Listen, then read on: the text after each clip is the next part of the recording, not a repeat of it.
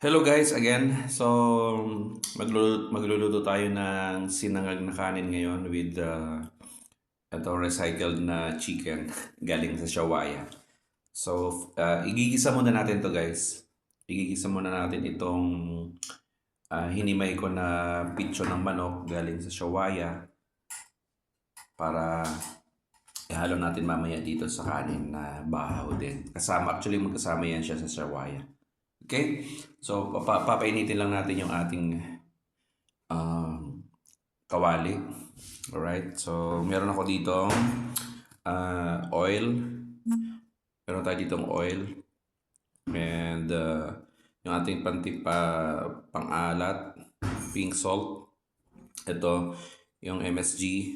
And gumagamit na tayo nito guys kasi napag-aralan natin or ni-research natin na hindi naman siya masama sa katawan or hindi naman siya masama, basta hindi lang siya marami. Konting-konti lang. At meron tayong pamintang durog. Okay? Bawang, sibuyas. So, i-half lang natin to para sa kanin mamaya at saka dito. At itong chicken na hinimay at saka kanin. Alright? So, papainitin lang natin. So, ayan, mainit na siya. Lalagyan na natin ng ating oil. Alright. So, yummy. Sarap kaya to. Tingin ko okay lang. Sarap yan. So, hayaan lang natin siyang uminit. Okay. Okay, so alright. Okay ba kayo dyan, guys? Then, pag mainit na, saka natin ilagay yung... Ito. Maglalagay din pala ako nitong cloves natin. Ito yung lagi kong sinasama kung nagluluto ako. Nakakadagdag siya, Nakakadagdag siya aromatic doon sa niluluto mo. Diba? So yan, yun yung una natin ilagay.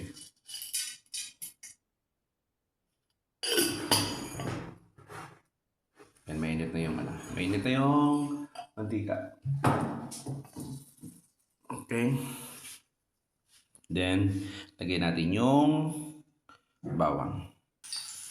So, ayan na yung bawang natin. Half lang. Kasi lalagay natin yung sa mamaya.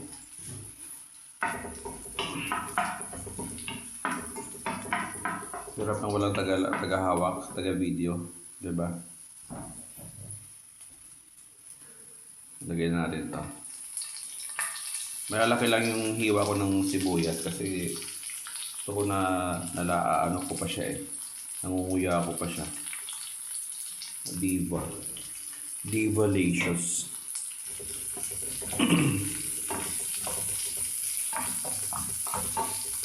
Yan.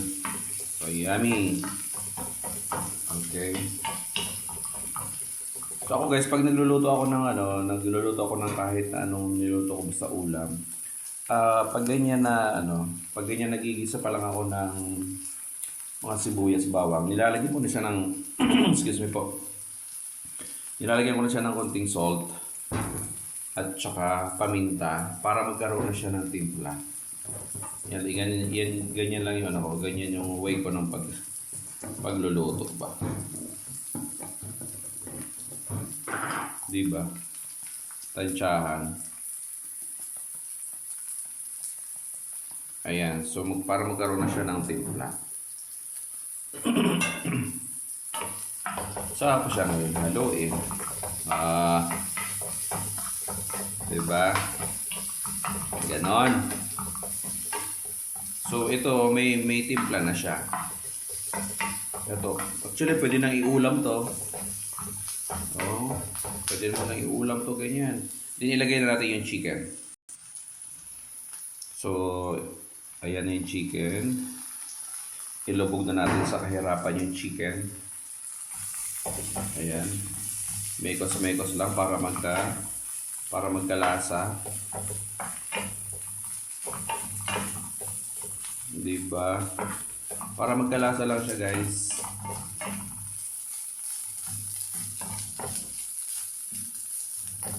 Alright. then, additional pampasarap. Alright. Okay na siya.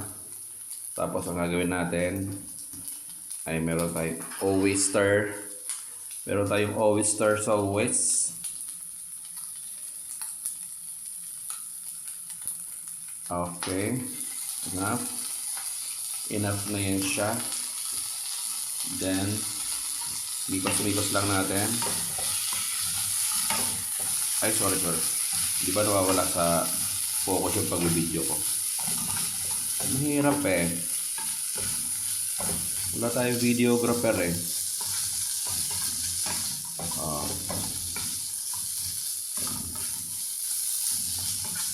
After that, so nag-alasa na siya.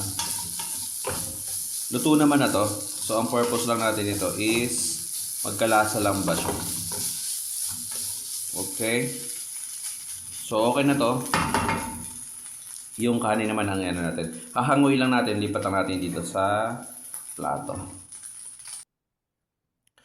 Okay guys, sa same kawali pa din, maglagay lang tayo ulit ng oil. Kunting-kunti lang. Okay. Then, isasangag na natin yung kanin. Alright?